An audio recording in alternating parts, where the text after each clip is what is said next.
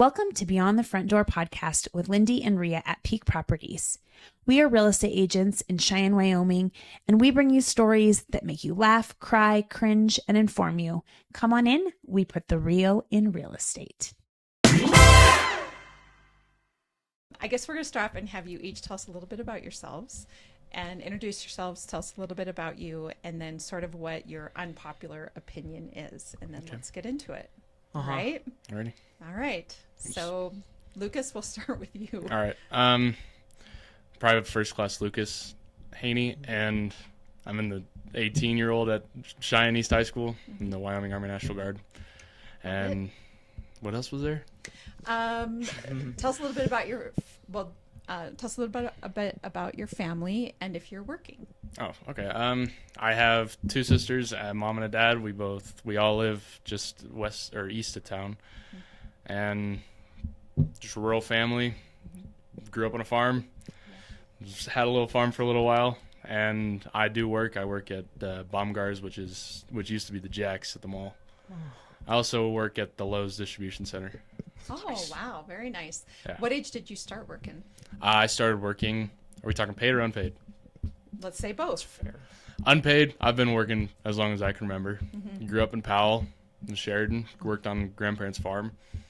Paid. I started my first job at Murdoch's in October of 2022 when I was 16. Okay, perfect. Yeah. Well, I mean, you got working while you're still in school, which I think is important. Yeah. All right, Jaden, how about you? My name's Jayden Parsons, son to Rhea Parsons here, and from Gillette, working as a retail manager up there, and help out with the church and stuff like that. Lived in Cheyenne for a little bit, and worked as a substitute teacher, and then I was called back to Gillette a couple years ago. I would say my unpaid work, coming out at birth, you're feet on the ground. You're moving. Dishes, mowing. Yeah. You had terrible parents. It's Child labor. right. I didn't know about it. I didn't know about that law, until a little bit later. But Full 9. then was strapped to like 3 paper routes when I was 8. Strapped. Now let's. early Kids mornings. don't even know that anymore because it's not a thing. The paper Which- routes. yes. Yeah, it's a big deal. Not here. They mail your Well, there mail it isn't to you. really. People don't read newspapers anymore. No, and if you No. get it, it gets mailed to you. Corey Right. gets it. Yeah. Well, and this is where the parents, they got us because they were like, you guys have the papers in the back of the truck and you can just throw them onto the driveway. It's not actually what happened. You had to set it on the doorstep, if not within the door.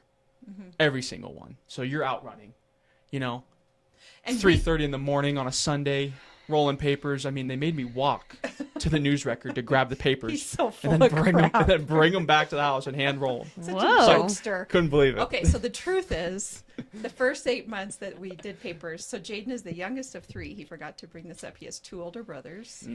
They all 3 had a paper route. They put it all on you, didn't they? They did.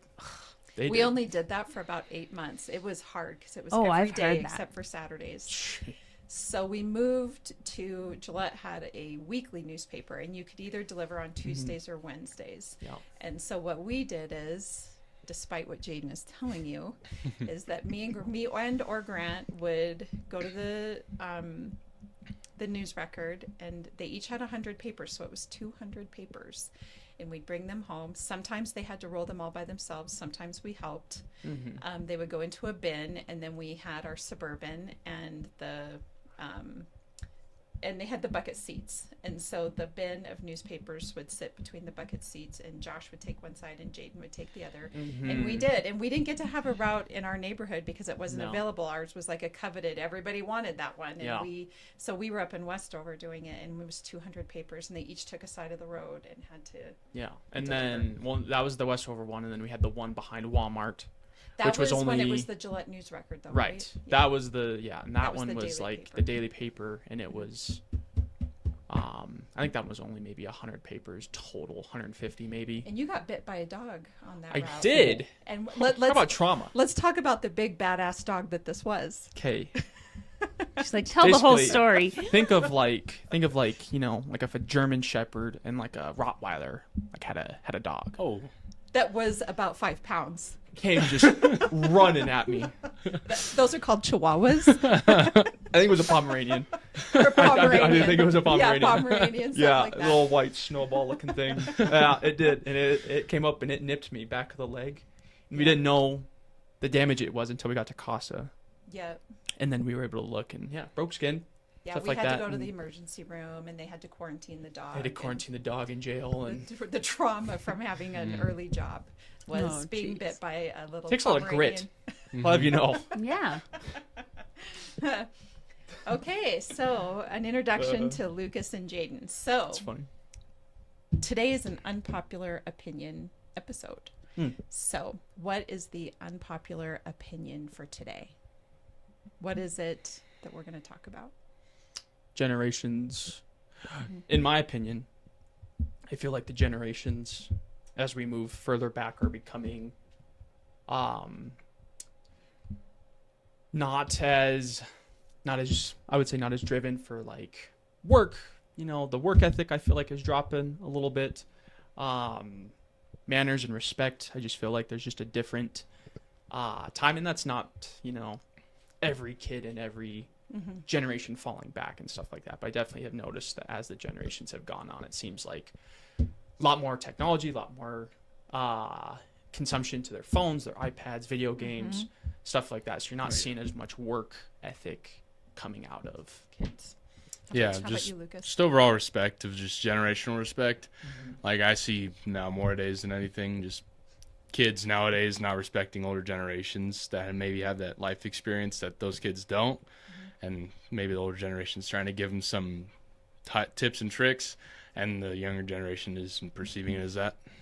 So We're going to say that the unpopular opinion is that Gen Alpha or Gen Alpha Z? and Gen Z are disrespectful and lazy. No, you That's guys are like both the Gen big- Z though. That's like a big statement, Yeah, but you know what I Big mean? statement. That's what you're saying. That's what you're saying. Yeah. Yeah. But you guys are both Gen I mean, Z. in a nicer Yeah. way. You're saying it much nicer than I said it. Yeah, well, it's like I said, it's not everybody. It's not everyone, but that's the word. It's a general tone. It's the tone. It's exactly. So I was looking up the generations. Gen Z is also known as Zoomers. Did you know that? Didn't did know not that. know that. Is that what the I Z like stands that for? better. Then boom, I got like boomers, right? Hmm. So Boomers Gen and Z, Zoomers. also known as Zoomers, are Button those born heads. between 1995 and 2009. Huh. This generation grew up during the rise of social media, and I think this is an important distinction because Gen Z grew up during the rise of it. Gen Alpha, which starts in about 2010 or 2012, it's already there. So Already they're there. immersed in it from the Immersed moment in they're it. born. Exactly. Right? Yeah. So Gen Z grew up during the rise of social media, smartphones, and constant connectivity, leading to them being dubbed the Generation Glass. That seems weird. Interesting. They experienced the aftermath of events like 9/11, the 2008 financial crisis, and significant social movements like Black Lives Matter.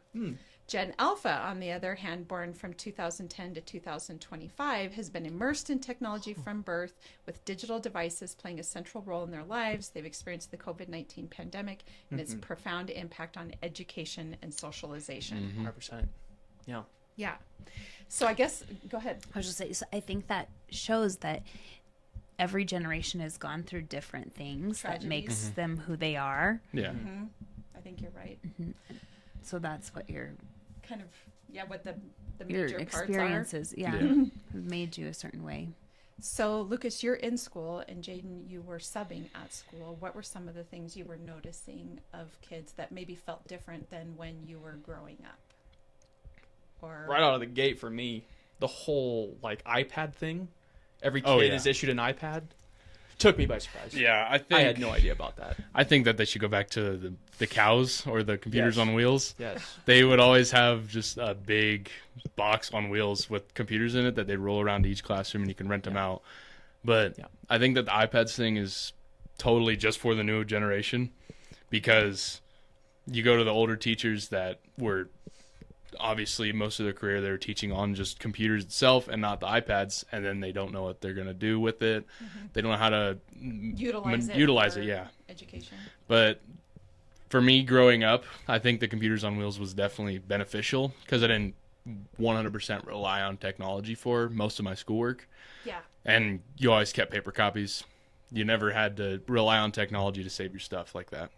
I think that's a good distinction to make, that neither one of you really grew up. You didn't grow up with the iPads when you were born and carrying them with you everywhere you went. No, well, it's like he said, like the computer carts and stuff like that. Like we had that. I remember back at elementary Pronghorn? school at Yeah. Pronghorn, you know, and then even into junior high. But then, like as a teacher, you had to schedule which day you got it because you only had so many computers available for certain assignments, you know. And it's just like, you know, if the kids that are getting absorbed in all of the technology, you know, I remember I came across a kid who could hack through the firewall at school through the iPad to like unblock certain like games so that he could have games to play during like the school day.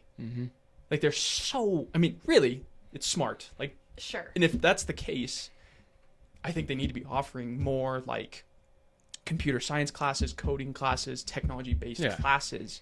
Because if they are going to grow up in this world of technology, give them more opportunity in technology. You know, if they can game developing, coding, computer science, stuff like that, where you're going to get to be around technology all the time, it's going to be way better than making them go through, you know, your arts and your music classes and stuff like that, where it's just like they don't want to be a part of that. Yeah.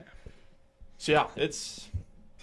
Well, and really what I've found online correlates with what you're saying, Jayden, because so the Gen Z, like your unique characteristics is authenticity. You prefer brands that are genuine and transparent. Yep. Does that make sense? Yep. Socially conscious, you value sustainability and ethical practices.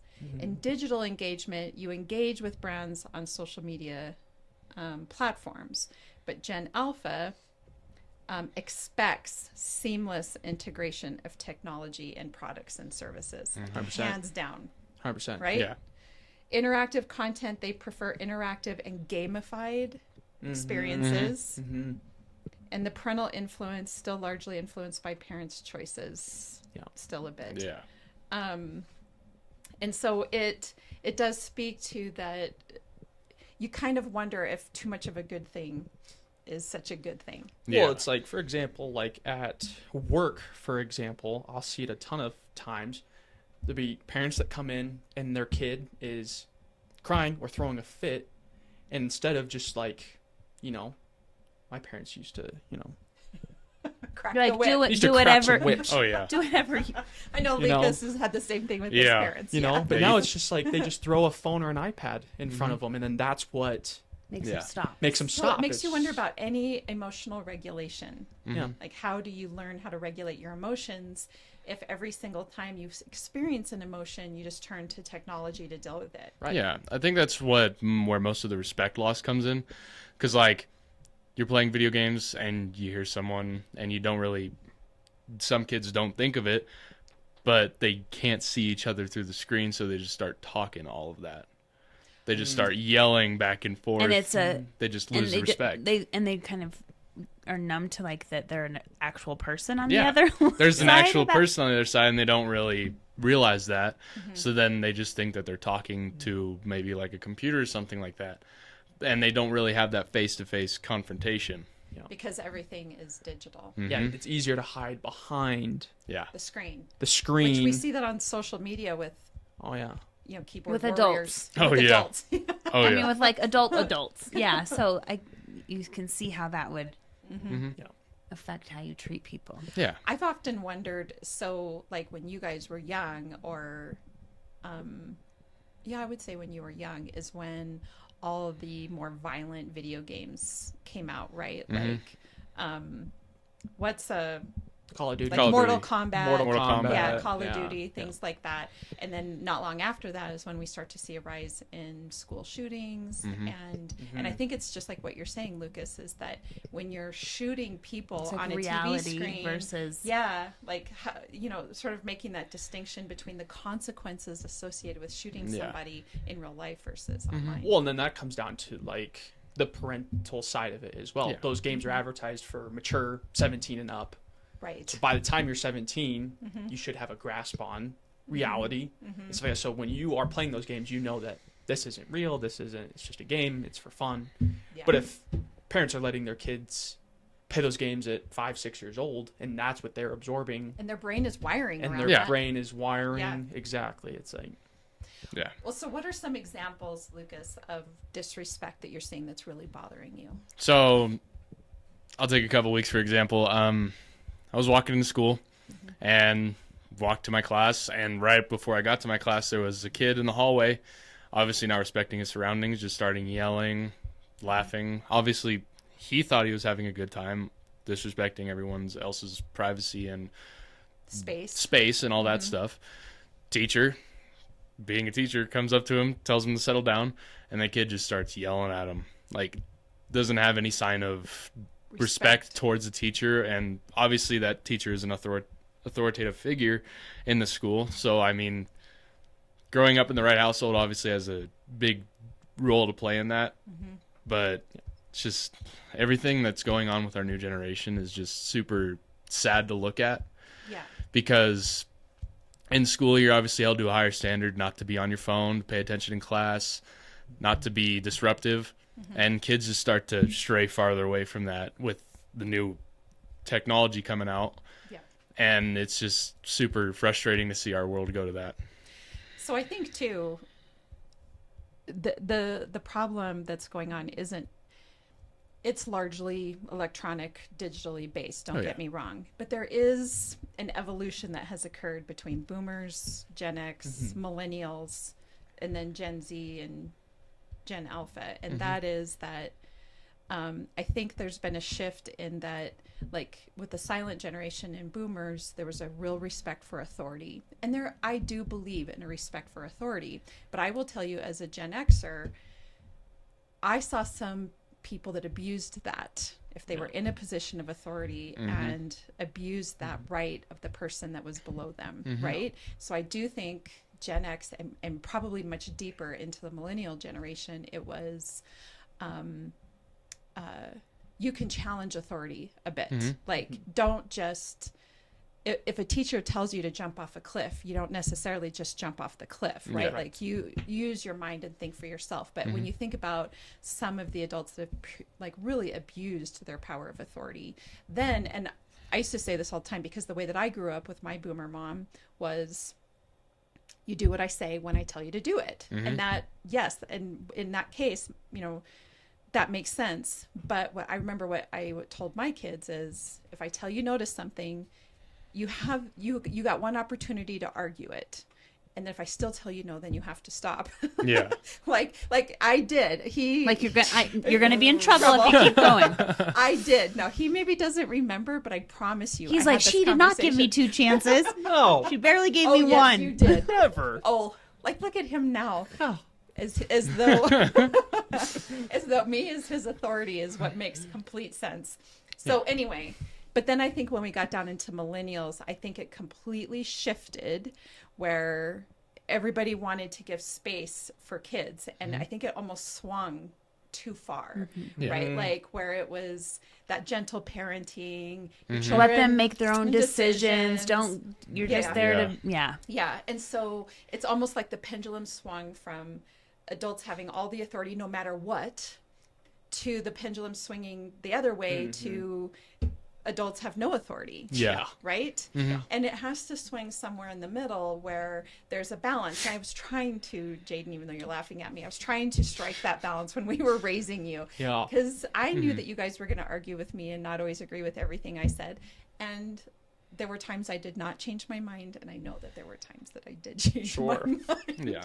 Yeah. It's like, you remember it your way, I'll I remember it remember mine. Yeah. And that's how Every every parent, generation child is. Yes. Yes. Yeah. That's what's so funny is that It is. doesn't change. Yeah. It doesn't. We all think we know the truth, Yeah. Mhm. Yeah. right? I think you see that. So what you're saying is like the respect for authoritative figures. You see that a lot in the military. A lot. Sure. So last summer I went to basic training, and we obviously are always surrounded by authoritative figures, like our company commander, our drill sergeants, our first sergeant. Drill sergeants are the most respectful and disrespectful people at the same time. Okay. So how does that look? So they're disrespectful in the way that they yell at you for anything and everything. And you gotta pull down your. But they're pride. teaching you something. Yes. Yes. There's always a lesson behind everything. The respectful side of it is that they wouldn't tell you to do something if they wouldn't do them themselves. That's a good. They preach that. Yeah. If they tell you, hey, go over there, jump in front of that Humvee, that's a completely unlawful command, and you can disrespect that command because they know they wouldn't do that. Right. And getting further into the military, you see it a lot more when you rank up. So, like, I am a private first class, which is the third rank of the Wyoming Army National Guard. I see a lot more getting mutual respect from my sergeants in my unit because I have had the experience of going to basic training, and I'm held to a higher standard than everyone else because I am continuing to rank up. So I am held to a higher standard because I have an authority over some of the kids Okay. as a teacher, basically. But you earned that. Yes. Right. And I think, especially when I was reading up on the millennial generation, that was the generation of trophies. Everybody got a participation trophy, right? And so, and that you see people kind of pushing back on that now, that that you've earned all the ranks that you've gotten, and now and now there's more responsibility expected of you, and now you're in charge of other people. And this is what leadership is. You're on the path of leadership, and that's what that looks like. But it isn't just given to you. You don't get to just go apply for a job as a manager with no experience, right? Yeah. You have to show that you can do it, that Yeah. you've earned it, and that's just not just because you participated. You know? Yeah, I think the change between participation trophies and then like just the top couple, I think that losing the participation trophies and medals and all that was a good thing in a way that if you didn't get one, you pushed yourself harder to get Yes. one, Yeah. one of the few medals or trophies the next year. Then you earned it. Yeah. Yes. Yeah, so you make yourself earn it. I mean, I think when you're like 4, 5, 6 years old, Yeah. getting a little something at the end of your little soccer season or whatever, that's fun. It's Yeah. I accomplished this. I went to I went to practice every day, and even if I chased butterflies out in the field, it's okay. I was there. Yeah. Right. But at some point, you need to be earning, Yeah. the recognition. Yeah, I got you. Yeah, absolutely. Well, another thing I was reading.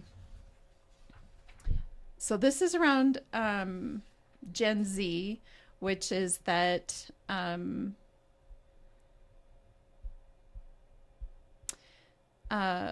some of the disadvantages of Gen Z, which is still your guys' generation, is distraction, screen addiction beginning in childhood, diminished capacity to conduct business using traditional ways, cyber dangers, and decreases in personal information security and future risk to individual security from sharing on social media platforms. That's some of the disadvantages. Also, so Gen Z benefited from digitization in many ways, including faster and easier access to information. That's what I mean. Like when we were growing up, if we wanted to find a book, we had to go to the card catalog in the library, right? Yes. There wasn't just hopping on Amazon and ordering it, right? Let's see here. What the elimination of time and space constraints, easier access to various needs such as shopping, education, entertainment, and communication, faster completion of work that needs to be done, the ability to perform multiple tasks at the same time, and the establishment of a universal perspective. So that's some of the, I guess, advantages and disadvantages of Gen Z. Gen Alpha, the main thing Gen Alpha seems to be similar to Gen Z, and but the main difference being is that like what you guys have talked about, the technology was already there. You guys got to experience the rise of it. We got to experience no technology to having technology. Yeah. So that's kind of how that went. And then Gen Alpha is all technology. But some of the real serious concerns that there is around Generation Alpha is development, including potential reduced attention spans due to increased screen time, decreased social skills from limited in-person interaction, which you guys are talking about, and potential mental health challenges stemming from the COVID-19 pandemic. So that's kind of it in a nutshell for them. And so I do think I hear what you guys are saying is that schools can only do so much, right? Like, you're a student in school, you were a teacher at the school. I mean, you can only do so much in the building, and really it comes down to parents and families when they're at home. Yes. Yeah. Right? Yeah. So what do you think from both of you when you were growing up? What made you different? What made you, like, you feel like you are respectful, and you're respectful, you've got good work ethic, all of those things. What do you think happened in your childhood that got you there? I think for me, starting out is that obviously at a young age, it was year-round sports. You know, you're in sports, you're there to compete, you're there to train and work hard, you know, and then even, you know, I'm going to say, like, Dad, for example, it was, you know, training outside of practice as well. You know, if it's football, you know, we're out in the yard playing football. If it's motocross, same thing, out in the yard.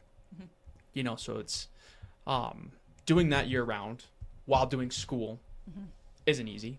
No days off. And I would say it wasn't just that it had to be sports. They had to be involved in an extracurricular activity. Something. So we had one son that liked to do gymnastics or choir or bowling or whatever. Or if it was football or basketball, you had to be involved in one thing. Yes. And then as you got older, if you weren't involved in the sports and you were in school, then you were working. Yes. So that was our rule. You couldn't have a time. Same. I feel like at what point did that stop then? You know what I mean? Because I don't think that's what parents do now. Anymore. And I'm even saying from my mom to me, I think even if my mom was a mom again now, I think she wouldn't do that, but she did.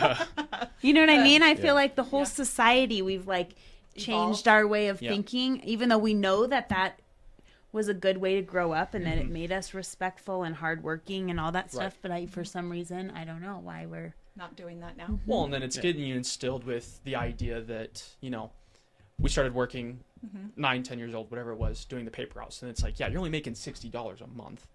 You know, it wasn't which is much. not good. So I saved for a long 3-4 years and then bought my first iPad. He did buy his first. It was one of those big. It was one of the big first gen iPads, everything like that. And it was my own money. You know, went to the bank. I remember pulling out just extra money, and then they took me to Walmart. So it's like, but then it's like, how well did I treat that iPad? You know, never cracked, never broke, never lost it, because I paid for it. I feel like that's where I've ran into some issues, is that because you don't have kids that are working and you don't have kids that have the work ethic when they're given stuff. Well, like an iPad. Nowadays that's like normal. We walk around with $1,000 computers in our hands, and they think that's like normal. Right. Yeah. Where when we were kids, you weren't getting $1,000 gift that that could be broken or no. So it's like I'll see, you know, when I was, you know, at the school and stuff like that, you know, I'm seeing kids that are just kind of throwing their iPads to the ground. Yes, they have cases on them, but it's like you wouldn't be doing that if it was yours. Yeah. You know? And again, I feel like that stems back to the home as well. You guys didn't really enable us either, you and Dad. You didn't enable the bad behavior. You know, you made sure that we were in sports. If we weren't in sports, we were working. And, you know, if we wanted to disobey that and everything, 18 came and you were gone, you know? Yeah. Like, you're out. Like, if you want to act like this way, then you can be gone. But if you want to stay living with us, then you got to make sure that you abide by the rules, you know? And that's where I feel like as we are heading into these future generations and stuff, just the enabling is, I mean, I see it a lot at work, you know? I'll have parents that come in with their 13 or 14, 15-year-old kid, and the kid won't know how to unlace the shoes, to put shoes on, cleats, any shoes. So they'll have to give it to the parent. They'll pull their phone out. They'll wait. for the parent to unlace the shoes. They'll put the shoes on, and then the parent will get down and lace the shoes up. I'm like, what are you doing? Yeah. Like, Yeah. do they not know how to tie shoes? Yeah. Like, come I on. want you to say that. I just, What the hell is going on right now? seriously, I sit and I look at it, and I'm like, What's so- happening? so I Like, start is this thinking to real life myself, right now? Yeah. I feel like it's almost a prank sometimes. Yeah. You know, I see all these kids that come in, and it's like, you know, if it's a kid that isn't capable of tying their shoes, you know, I have some older folks that come in, you know, and they maybe just can't get bent over to tie their shoes. So yes, I absolutely will help them. I will help you. Or if you have a 4-year-old or a 5-year-old that, you know, and the parents are trying to wrangle other kids and stuff like that, I will help do that stuff. But it's like, you had a kid in junior high or like early high school, not being able to tie their own shoes or their own cleats or unloosen them. They just don't, like, just, what's the, you're just like rational thinking is just gone. They just don't absorb. Well, they're doing They don't everything think for it's- their Yeah. kids. Well, and they're Yeah. used to it, so they don't even, the kids aren't even thinking like, this is weird. Exactly. They're just Like, like, it's yeah, the- my mom's going to put my shoe on. Exactly. It's like, what else do you want her to do for you? Like, you know, is she going to spoon feed you too? Yeah. You know, it's just like, I've been absolutely blown away at a lot of the stuff that I have seen. And again, that's not to everybody. yeah, for sure. I definitely, you know, I've seen kids within the same, you know, generation Alpha or late Gen Z that will come in, you know, and then they'll put their own shoes on, they'll lace them up, you know, and stuff like that. And the dad, And you you're know, high-fiving them. I am. You know, They're then like, I don't know what's happening. You're like, I was- good for you. I was really impressed with one kid because him and his dad had come in and they were buying like soccer cleats or football cleats or something like that. And dad's like, "Are you sure? Like they only have black?" And the kid's just like, "I don't care. Like, it's not about the color. It's just as long as it fits." You know, That's a good he's like, mindset. "I really don't Yeah. care." He's like, "I don't care what they look like, as long as it's helping me just play." Yeah. So they're okay with spending $30 or $40 on cleats that are all black, you know, and they aren't the flashy ones. And like listening to that kid say that, I was like, "See, he's gonna be He's going to go on places. a good path." Yeah. And his parents are raising him really well because it's not what it's about. It's about getting to compete. Yeah. I didn't care about what cleats like, and if I did, I had to be the one to buy them. You know, my senior year, you know, I wanted $300-400 soccer cleats. They weren't gonna buy them. They're like, "Well, buy the $80 ones." Yeah. You know, if you we Yeah. obviously want you to play, but if you want those ones, you have a job, you have money, you've been saving. Did you buy them? Oh yeah, Okay, I was like, Some- I mean, good for you. But I Senior I year- thought maybe you were going to say no. I used them in both years of college soccer. Like I mean, I've worn them down. I still have them somewhere. I think Yeah. I've really worn them down to nothing. But Yeah. that's the stuff I keep talking about. It's just like the enabling the behavior is, like you said, the pendulum. It is Yeah, it's swung the completely other way. swung the opposite direction. Yeah. How about you, Lucas? How do you feel like you were raised that makes it different for you? I feel like I was raised in just the right environment. So I grew up in Powell, was raised off the farm right out of 3 or 4 years old, walking around, taking care of the cattle, helped my grandpa with any yard work he needed. And then just all the neighbors around would help. Like, so I was raised to respect everyone and anyone possible with the same amount of respect, especially women. Yes. Mhm. Yes. That's one big thing you see these days, men not respecting women. Yeah. But I was raised to respect women. Take your hat off when you meet them. And I was just raised in that perspective, like, hey, you're not the best out there. Treat everyone with respect. You're not some big shot. Yeah. Yeah, you're just growing up here. But yeah, I think just growing up and around. So my parents always had that same idea you had. You always had to be an extracurricular. So when I was little, I started with t-ball, and then I went on to flag football, rugby. I did soccer for a little bit. I have done a lot of sports that I probably could not name. But closer into high school year, junior year, freshman year, I joined the FFA. The FFA is That's obviously a good program. FFA Yes. is an amazing program. It helps with public speaking and just Helps you develop the skills you're going to need to be successful in yeah, life, right? and it also gives Yep. you furthers your perspective on respect. Sure. And I guess just seeing everyone in the FFA just helps you feel at home. Kind of a built-in family. Yeah, Yeah. yeah. And then just growing up around that perspective, like, hey, you always have to have something on your plate. Like, as soon as I could get my license, I I think it was 3 days after I applied for a job. Yeah. Because And I don't even think it's always so much about staying busy, although that's good too. It's about having a purpose and a goal, right? Yeah. Anyway, go ahead. Yeah, but got my first job 3-4 days after I got my license, and just tried to stay busy. And I think pushing myself to stay with that job and not leave or anything like that pushed me further than most anyone else in my life other than my parents and my family would. Well, you put up with things you maybe, you have to learn that when you're in a work environment, you're not going to always like the people around you. You're not going to always like the circumstances. Well, and I was thinking that's what also doing all the different things like curricular activities or sports, it's teaching you to respect other people and listen to others, even though you don't like how this person coaches, but that's what you're dealing with now. So you learn to deal with that and adapt. And you're on a team now. You have to listen to everyone equally. There's a bigger purpose. So, You don't get to live in a little bubble where everybody's exactly like you. And I think that's a problem a little bit with social media is that algorithm sends you everybody that's like you. And then you live in an echo chamber where when you're bouncing your opinions off of other people, they just agree with you. And that isn't growth-based. Right. That's not helping you, be well-rounded. If everybody in your circle is just always agreeing with you about everything, then you're not really growing.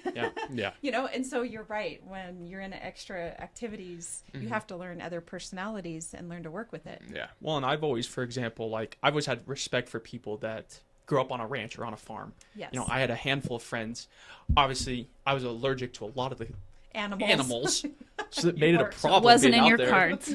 No, but I would look back and reflect on it. I'm like, if I think that my life at the moment's hard being in and out of sports and school, I have friends that are in and out of school, in and out of sports, and year-round, waking up early and doing more. And waking up early, cold, summer, hot, whatever, and they're out feeding horses. Animals. They're out and it's just like, I have watched a lot of friends that grew up in that lifestyle. Yeah. And it takes a lot of grit to do that, especially at a young age. Yes. Taking on that responsibility as well. So I had always had respect for people that grew up in the ranch and farm life, because it's not easy work.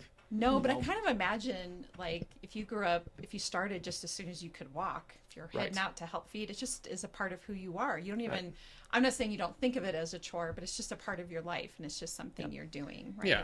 You have to be responsible for another life. Yeah, you were born into it. You get taught how to do it, and you have to do it. Yeah. Yeah. I would say the other thing that you two probably have in common is you grew up with some level of being faith-based, going to church. Yeah.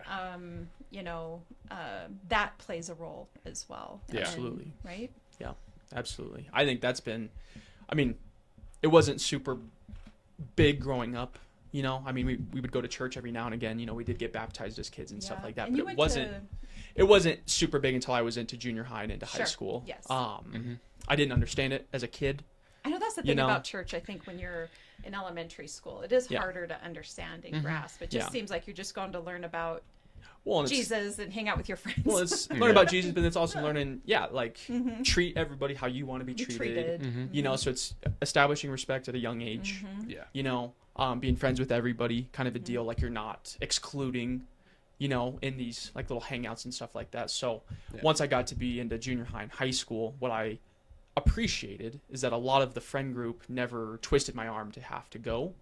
They just said, hey, if you'd like to, come join us. It's not like we won't be friends with you because you won't. Yeah. Right. It's That's just not really do how... it on your time. Yeah. And it was, now church every Sunday. I help out as a youth group leader on Wednesdays, which I actually didn't think even a year ago that I would even be remotely this involved, So it changes your life 100%. Yeah, I think all of the faith helped me 100% through basic. Yeah. Because you had nothing other to do than on Sundays go to church. Sure. Or you'd sit in your barracks all day and do nothing. But halfway through basic, I got baptized and good for you. Had a great time with it. A lot of people were there and just continued going to church, and that's basically what just fueled me to keep going through basic with a positive mindset. Yeah. And then like he said, like in junior high and high school, FCA was a big part of it. Fellowship of Christian Athletes was a big part of it. Went to one of the camps my freshman year for golf. Had a great time. Yeah. and this was right after COVID, so everyone was just trying to get back out there. A lot of restrictions still, but everyone was just starting to mesh and just had a good time. Yeah. So what would be your, I guess, takeaway or your advice to parents that are out there that would be listening, that maybe have kids in school or thinking about having kids? What do you think are some things that will maybe change the tide a little bit? I think it's, for me, parents have to be okay with boundaries and setting boundaries at an early age. We can have technology in the house, but you only get to use it once X amount of things are done. And You Lucas, know. I think your mom puts all the phones in a central place. Oh yeah, right? all the phones are right next to the garage door every night. Yeah. So no taking your phone to bed with you. Nope. Right. Exactly. You know, and it's things like that, having boundaries and being okay with disciplining your kids. We were obviously disciplined, but then you learn, it takes only one spanking or one switch across the back. Switch across. I mean, I was waiting for it. I'm like, Rhea, you're brave for letting him come on here and talk about this. Oh know. my Lord. so, but Don't do that. Anybody listening, don't do that. that didn't happen. There's no proof of that. There's no. I but know. it's, I would say there was more like grounding and the occasional spanking. grounded. Oh, yeah. But then, that's such an important Yes. thing at a young age, because it's Yeah. like growing up with two older brothers. I saw them get into some really serious consequences, long-term groundings, things getting taken away, and I was like, I ain't gonna do that. So I made it very sure that I was gonna get straight A's. I was gonna be in and out of sports, because then it was less stress also on the parents as well. If I was less of a hassle, they didn't have to worry about me as much, because I was just getting all my stuff done. I think the youngest child does that in general. I think they watch. Oh, yeah, you get lucky. Yeah. Not in yeah. my family. Not in No. your family. Lauren is a pain. Oh, this is what I mean. Okay. Is it because she's a Lauren, girl? I don't know. She's feisty. She is. Lauren is feisty. Extremely. But- She woke up the other day and started yelling at my mom because she Yeah. didn't want to go to a state qualifiers for her So do you think career development event for FFA. Mr. Jayden here wasn't doing similar things in junior high and high school, being the Yeah. youngest? Absolutely the feistiest as well. Now, Wait a were minute. you, Jayden, did you follow the rules? Yes. But did you use your opportunity to fight back every day? I You think it's absolutely okay. did. I think it's okay to rebuttal. Yeah. See, this See, there was a lot of, I felt like I was being taken advantage of, and I was doing my best to stand up for what I thought was right. That's what those public speaking classes. And Yeah. Oh, yeah. Oh yeah. Jayden took Speech like and 4 debate. years of communication. Yeah, he's like, classes. I'm going to learn to debate this. Yeah. So is Jayden any different from Lauren? Not really. She might be a little sassier about it, but definitely they Lauren have and I that have in common. we've always had a really close Oh yeah. Bond. You guys friendship and bond. you guys have been really close friends. Birds of a feather flock together. Yep. That's all I gotta say. That's funny. I was trying to think of what I asked about. So we talked about the faith-based thing, Yeah. and then Yeah. the being the youngest. Oh, you asked what advice would you give a Oh parent? yes. What So your advice? turn. Thank you. Preach respect. Preach it. That's one thing that if you preach it enough, your kid will take that and preach it to other people.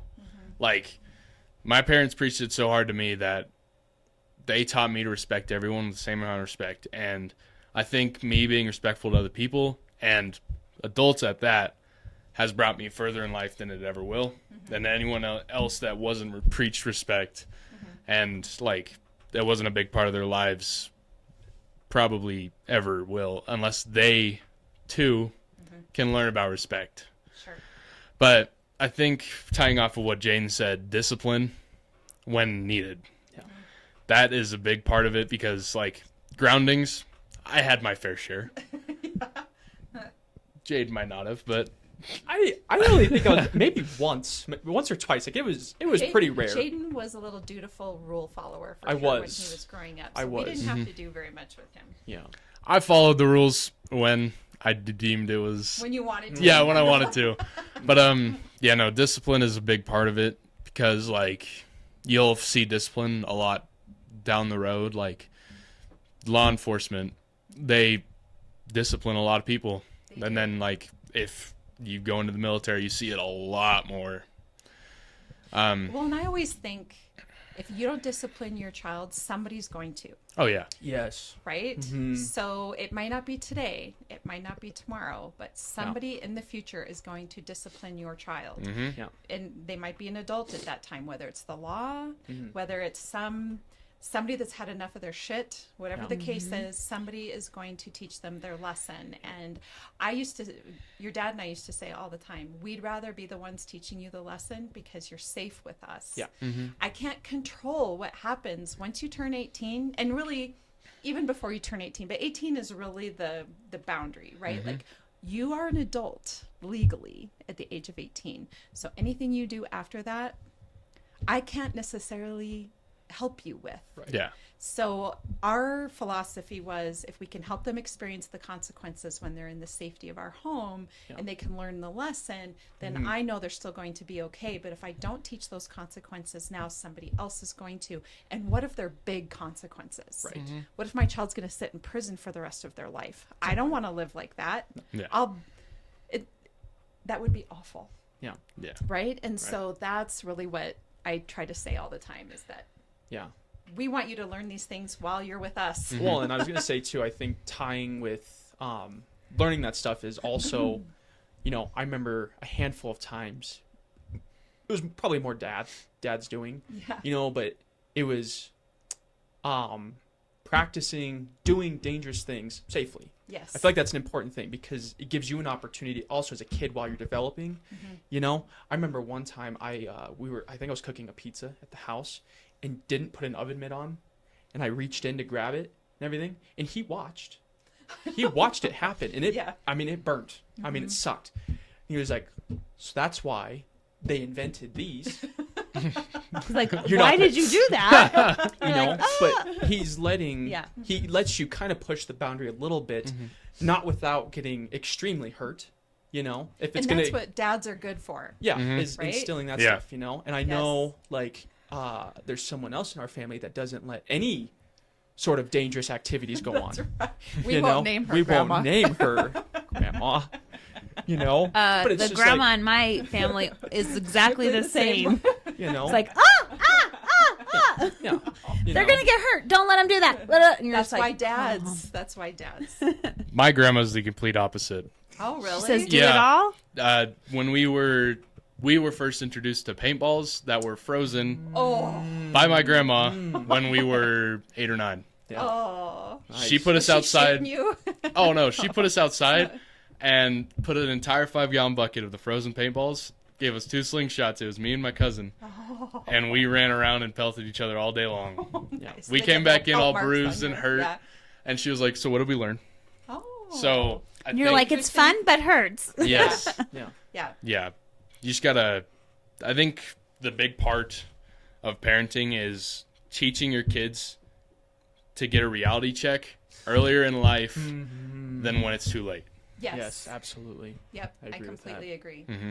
I was just thinking about a time when it was summertime and we were living over on Paddock and your dad was home with you guys. And I come home, I think, during my lunch hour or something. Mm-hmm. And they were all 3 playing down at the park. Mm-hmm. Now, the park was not in eyesight of our house. I mean, it was close. It was not that far, but you couldn't necessarily hear it and you couldn't necessarily see. And I had not made the decision yet, officially as their mother, to let them go to the park without me. And I get home and your dad and I think Uncle Jesse were there, and I think they were actually even playing video games. Probably. Which is what millennials do, right? Mm-hmm. And would be what my brother is. Anyway, and I'm like, where are the boys? And he's like, no, they're not at the park. And I'm like, what? And he's like, they're fine down there. And I'm like, I hadn't decided that yet. Yeah. But your dad did. And I think that's the way that moms and dads complement each other, right? Moms tend to be a little more protective. Dads tend to be a little more lenient. Introducing. Yeah, introducing. What a great word. Great way to describe that. Introducing. Wow. Yeah. Chris, your dad is going to be so proud of you. Oh yeah. So anyway, do you have any example like that where you were like, Oh no, I was a very cautious child, so I Yeah, was me not too. doing anything dangerous. So I don't too. remember ever doing anything like I was never pushing the boundaries either, but you and I are both the oldest. I think the oldest children tend to be sheltered the most. And by the time we get to the youngest one, we're like, the oldest children have worn us in. So by the time the youngest one comes around, like Jaden didn't even really have a curfew. Yeah. Right? Yeah. Like, now, I think as long as I was communicating the whereabouts, it didn't really matter. Yeah, but with the oldest one, we were strict on curfews. That's how me and Emma are. Yeah. Like, Lauren hasn't been able to drive yet, so she obviously doesn't have the same curfew rules or driving rules or stuff like that. But, like Emma, home every night on a weekday, 9 p.m. on the dot. Yeah. If you weren't home, you get stuff would happen. Yes. But stuff would happen. That's how it was for Jordan. Yeah. But for me, it's like same thing, 9 o'clock, but like they're more lenient on it, which you're obviously going to see in between the two kids, the older and the middle. Yep. And like weekends, just communicate, see where you are. Yeah. 11 o'clock could happen sometime around there. Yeah. But yeah. And that youngest one comes along, the feral child, I call him. Yes. Did you ever see that Nate Bargatze? He's a comedian. And He's so funny. He's so funny, but he talks about how his sister was raised by her best friends. Yeah. That she was the youngest one. Oh. And apparently when she was 18, she got a tattoo. And then pretty soon the parents were getting tattoos. And he talks about how he had to sit them down and tell them that they were out of control. And he felt like she was a bad influence on them. It was just, but I just think the youngest one is just a little more feral, because by the time we get to the youngest one, we're like, okay, there's really nothing you're going to do that's going to be that terrible. Yeah, 100%. So, yeah. So anyway, teach respect, discipline your children. Yep. What Have faith in else? God. Have faith in God. Okay. I think that's got to be probably at the top. And maybe give responsibility. You're sure? Okay. Yeah. So if you were to line them up, Jaden. If I was to line them up, having belief and faith in God needs to be at the top of everything. Without him, everything else crumbles. You know, I would say that. And then following that comes the respect, you know, treating everybody how you would like to be treated. And then I think, what are we following after that? Discipline and responsibility. Discipline, responsibility, respect, probably I would say it all falls under the same umbrella, but having God first and then everything else. Well, the only thing I would say is that you can be respectful and have no discipline. Yeah. Or responsibility. Sure. So I would just say that, and I don't know what your order would be, but I would definitely say discipline and responsibility in there, but not necessarily lumped in with respect, because I think there's plenty of people that are plenty respectful but don't have jobs. Yeah. Sure. Right? I suppose. Yeah. Yeah. 100%. Anyway, how about you in order? What do you think? Is that about the order? Yeah, probably about the same. Yeah. I'd only add one in there. I'd probably say let your kids experience it away from home. Things. Yeah. Yes. Let your kids Safely. experience it away from home, but safely. Yes. Because that will teach them life skills no matter what. And two, I think if you're never allowed to do anything, take any risk. And what do we know to be true about risk from what we talk about on this podcast? Risk is where all the growth rewards happen. Yeah. Yes. And the growth. And Yeah. where all the changes in your life can happen. You have to take a risk for it to happen. Yeah. Yeah. So let your kids take risks in a safe way. Yeah. Yep. Yeah. Oh, yeah. Important for growth. And then they don't go chasing it outside of your Yeah. You guys, purview. we've just solved every problem. Congratulations, listeners. Listen to this podcast. That's funny. Okay, well, thank you both so much for coming on and sharing your ideas with us. We're really glad to have you here today. That's It was an super fun. It was very fun. Okay, so tell us, what is your favorite thing about Cheyenne? That's a hard one. I like a lot of things about Cheyenne. I think for me, coming from Gillette, I like the opportunity that Cheyenne brings. You're closer to a lot of things, closer to the college, closer to the northern Colorado area, which is kind of in a boom right now as well.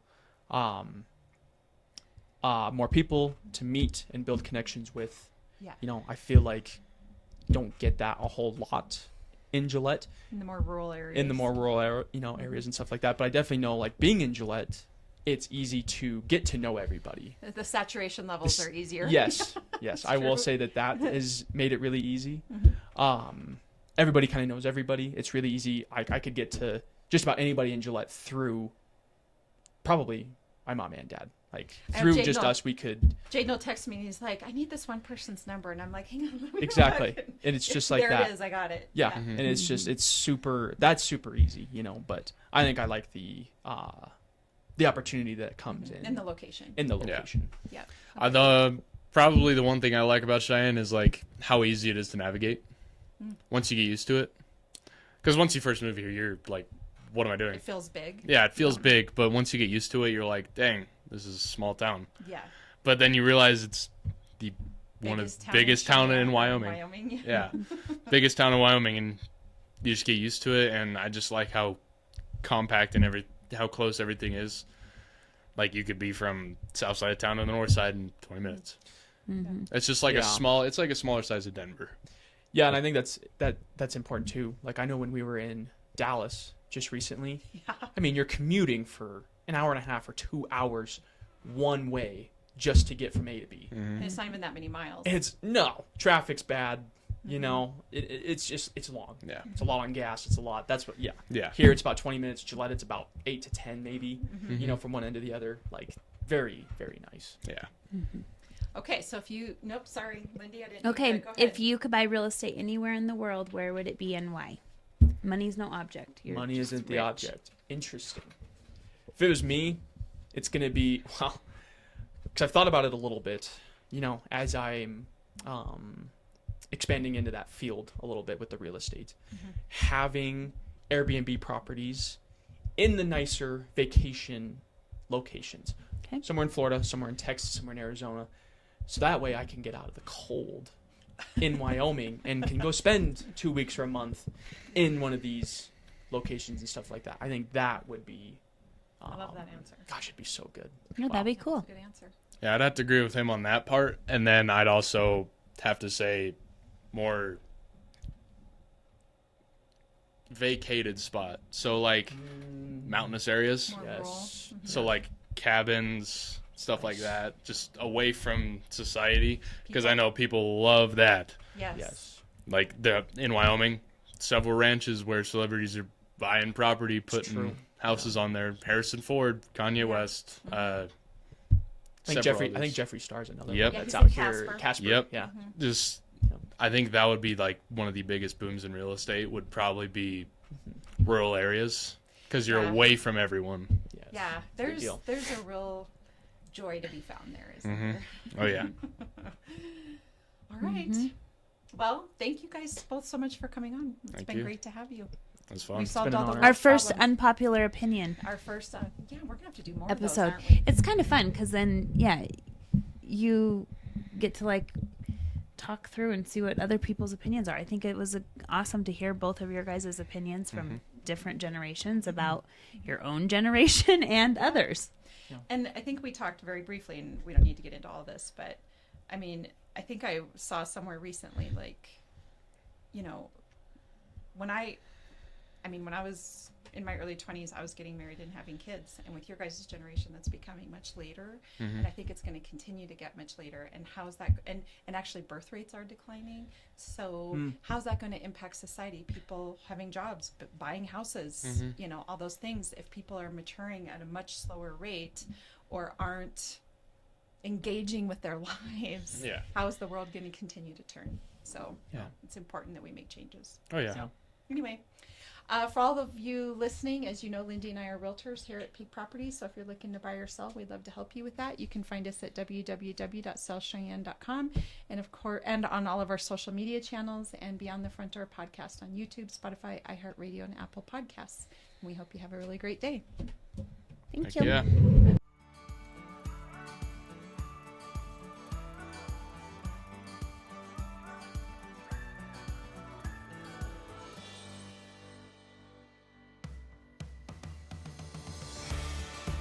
Whether you plan to buy, sell, or invest in southeastern Wyoming, turn to Peak Properties.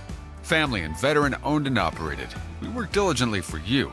Unlike other larger companies, we take time to learn about you, understand your specific real estate needs, and remain easily accessible if you have any questions. Being a veteran and family-owned and operated company means a high level of commitment, trust, and loyalty. Our family culture sets us apart. We work as a team. We develop not just professional, but personal relationships with our clients. When you choose Peak Properties, you become part of our real estate family. Looking to relocate to Wyoming or just move across town? Peak will be there for you every step of the way. Recognized for excellence and dedication in the real estate profession, we're proud to be one of the most trusted and knowledgeable names in our industry. Let Peak help you find your dream home or investment property today. Our agents will make sure you're informed and listened to as they guide you to fulfilling your real estate goals. Reach out today. We have sold and purchased several homes through Peak Properties, and each time I've been impressed. They are great about guiding us in the right direction and always being in our corner. Peak Properties. Let our family show you the way home.